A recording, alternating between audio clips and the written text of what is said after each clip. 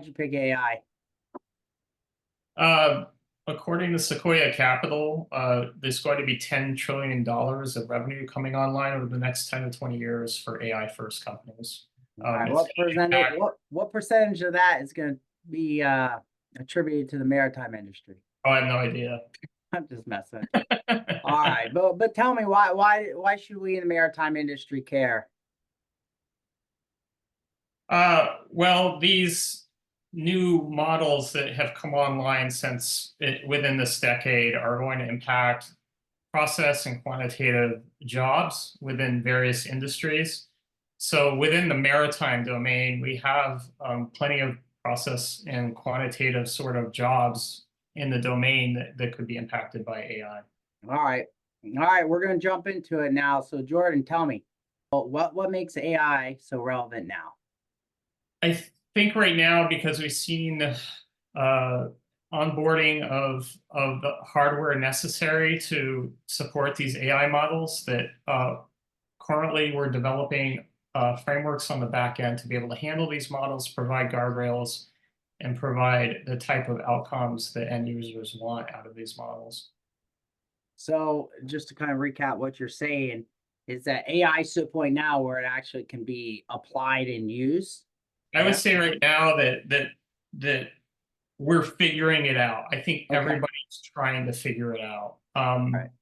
Yeah, we're spending a great deal of time. The GPT models came on in 22. I think it took a lot of people by surprise. This is a whole army of developers that were working on this for decades before OpenAI came out. But now it's sort of like supercharged. So we have the frameworks and models and architecture. People are trying to figure it out now so that we can have a type of outcomes that end users want out of these models. Gotcha. So in short, it's happening now. We're currently living and working in it.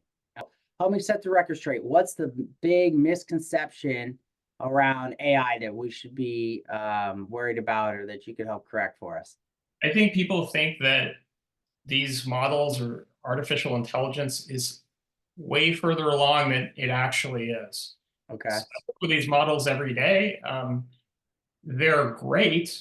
They're not going to take over, particularly in the maritime industry, they're not going to take over our jobs. I think I think it's going to be generational. In the next couple of generations, we'll use AI to augment our whatever we're doing as operators or technicians within the maritime domain. But AI will likely not replace our jobs. All right. So the big misconception is that you're hearing that AI is going to take jobs, but you're saying in maritime industry, it's not going to take our jobs yet.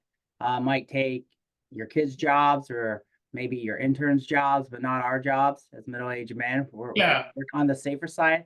I gotcha.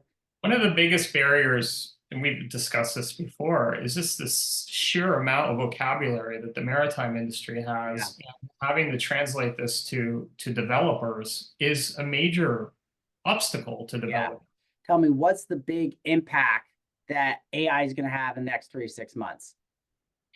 I think the impact is going to be behind the scenes. So I think when you say behind the scenes, you're referring to like development, using AI for development. What do you mean behind the scenes?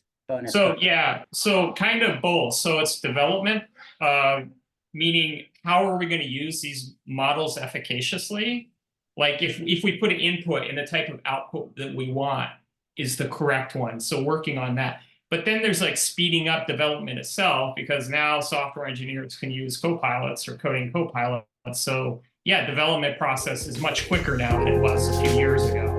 So both of those. All right, hey, great. Jordan, thank you for your time. We'll be doing more of these. You're welcome.